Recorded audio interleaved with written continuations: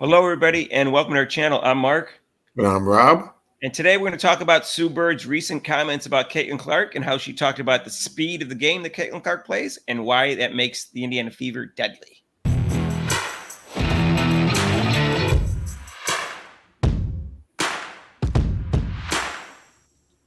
And hey, if you haven't subscribed to our channel yet, please do so. Hit that notification bell when you do. We're going for 4,000 and we need your help. We're getting close.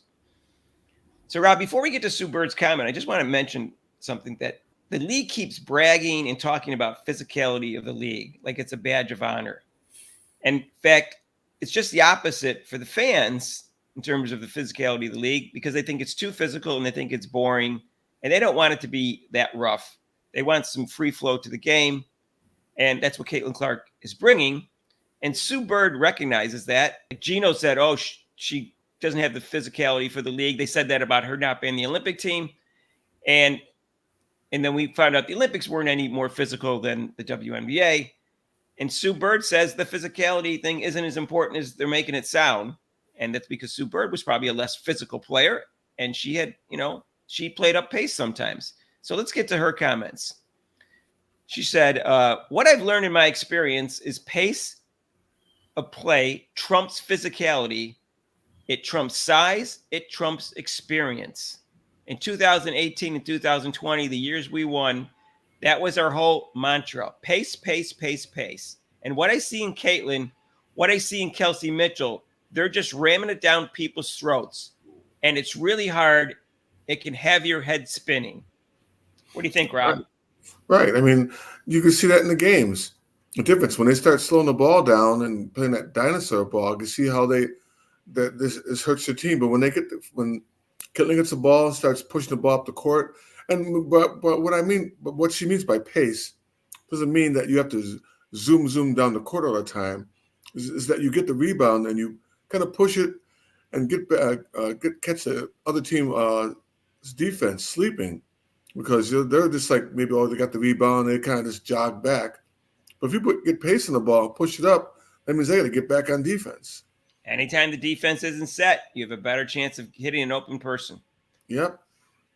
She also went to say she's going to break records nonstop for the next couple of years. It's just going to be a constant record break. Wow. That's a pretty strong statement. And I mean, I think it's obviously true, but people are afraid to say that, that are connected with the WNBA. So it was pretty nice of her to say that. She went on to say, Rob, the only thing that I find interesting is at the start of the season, everybody had their panties in a twist over Caitlin getting picked up full court and Caitlin being denied. And Nice. what I'm not surprised by is naturally during a WNBA season, teams and players start to get a little tired.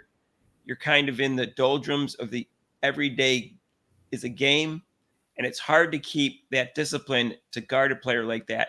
So I'm not surprised it dropped off. I want to say I didn't care they were picking her up at 94 feet. I knew she was dangerous with the fast-paced game and the long court passes. What I didn't like was that they kept saying she was average and she's a bust or she's not a good player. Why are you picking her up at 94 feet then?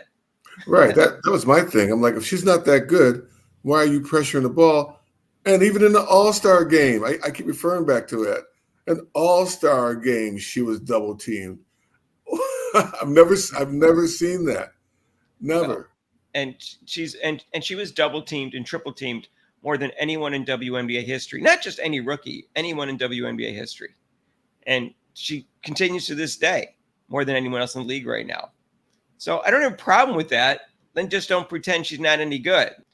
And hopefully they won't get away with all the physicality and get away with that because that's where part of the problem is when they get away with the physicality and the refs don't protect her. She did make another comment too, Rob. Mm-hmm. She said, what you're seeing now is Caitlin being able to push the ball up the floor. She's able to hit those great ahead passes.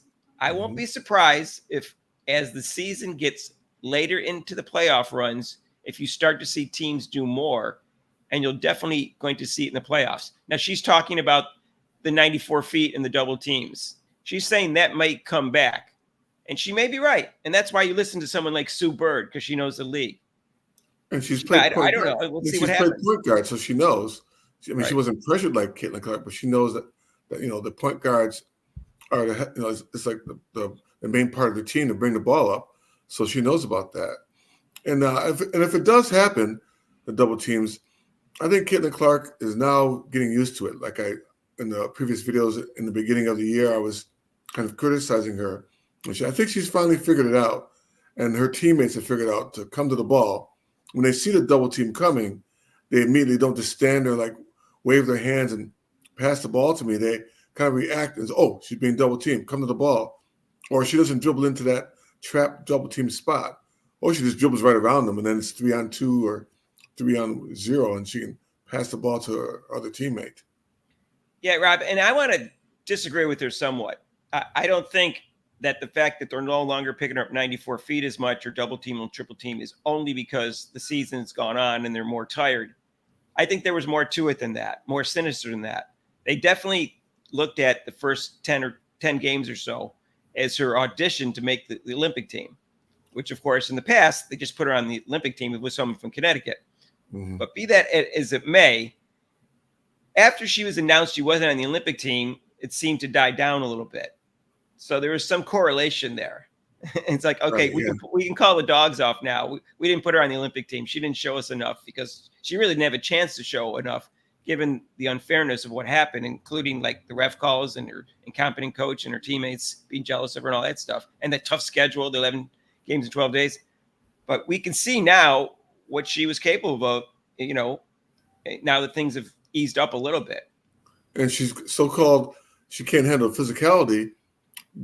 Those first 10 games proved that she can get through it, and even up to this day, she definitely is handling it very well. Right, and that's what people don't understand about why she's so valuable. Is what Sue Bird is talking about? That is difficult to deal with.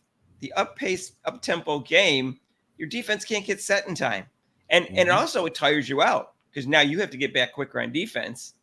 So if you can't deal with it, that's going to be a problem in the playoffs too, because they're not slowing down for the playoffs, Rob. They're not going to be in like the old WNBA where like the playoffs where Charles Barkley used to talk about, oh, you need post players and you need to get it down in the post to the playoffs. Jump shooters can't win championships. Of course, he was wrong on that. But I think the playoffs, Caitlin Clark's not slowing down for the playoffs. No way. I read the famous New York Knicks, go to my Knicks, Bill Bradley. In part of his book, he said the best way to demoralize a player is keep beating them down the court, and that's what she's doing. She's getting the ball, and then the players are realizing that, and they have the speed, and Timmy's going to be back in there, so that's going to help a lot. So just get the ball, push it down the court. Either she can, and what happens sometimes? Okay, the players, another team, they kind of fade off onto the players who are supposed to get the ball, and then Caitlin Clark, which is smart, which I was taught, when you reach that free throw line, you got to make that decision. Either you shoot it, pass it, or dribble into the basket. So she's realized, like, okay, they're guarding that player. She's pushing it, and then she kind of slows it down. She goes, oh, there's an opening. And then she just like drives right to the basket in for a layup. And I want to give Sue Bird an extra prop here, Rob, because if anybody is in danger of losing some of their shine to their legacy, it's Sue Bird. Sue Bird is considered the best point guard in the history of the WNBA. And she's not insecure about that or jealous of Caitlin Clark or envious of Caitlin Clark, or whatever you want to say. She's not worried about her legacy. She's saying all the positive things about Caitlin Clark. And she can see better than anyone that Caitlin Clark is going to be the best point guard in the history of WNBA. And she's not worried about it. So I want to give her props for that, because Diana Taurasi would never be like that. Because Diana Taurasi has a lot at stake too, because she thinks she's the best player of all time and the best guard of all time. And she is the best guard of all time. But she's also going to be overshadowed by Caitlin Clark, because Caitlin Clark is going to be better than Diana Taurasi. And these other former players, they're, like I said, it comes into where they see how Caitlin Clark is, and then that fear factor comes in. They're afraid. They're actually afraid that what she's going to do, which is, it's not Sue Bird. She's applauding her, like, yeah, that's cool. But the other players that have been criticizing Caitlin Clark, they're afraid of her, what she's going to become. Sue Bird demonstrates what the WNBA should be like in terms of not being insecure about Caitlin Clark. and not being jealous and being worried about that she's getting attention or anything like that. If the rest of the league could be like this, they'd be a lot more likable and the league would be more popular. Right. So anyways, that's our take. And if you want to see the live show, come join us Saturday against Minnesota Lynx, 8 o'clock on NBA TV with the delightful Cheryl Reeve.